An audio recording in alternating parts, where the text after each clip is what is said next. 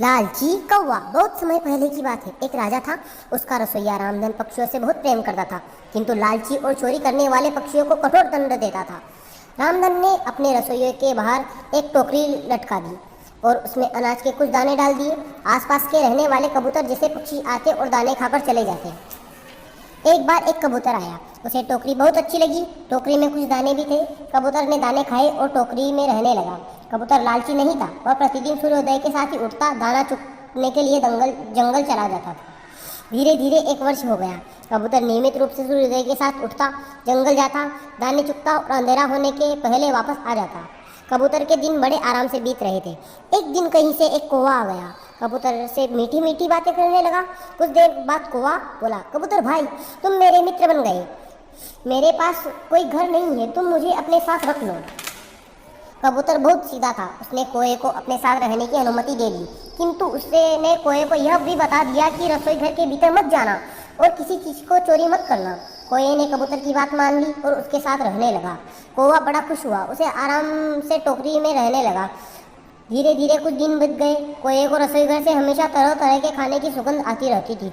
उसका मन बार बार रसोई घर के अंदर जाने को होता, किंतु कबूतर के कारण वह रसोई घर के भीतर नहीं जा पाता।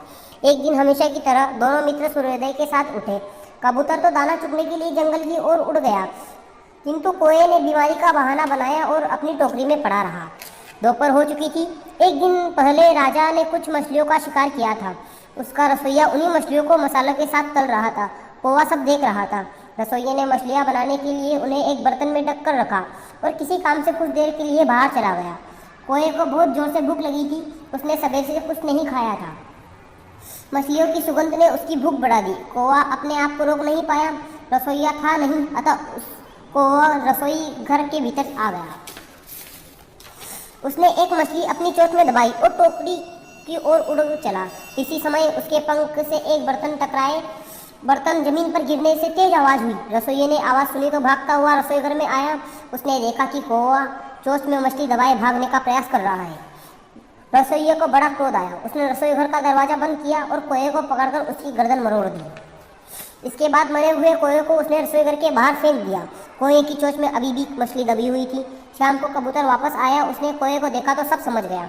कबूतर ने सोचा कि बुरे व्यक्ति के साथ करने वाला भी बदनाम हो जाता है, लोग उसे भी बुरा समझने लगते हैं। अतः उसने रसोई वाली टोकरी को उसी समय छोड़ दी और एक वृक्ष पर आकर रहने लगा।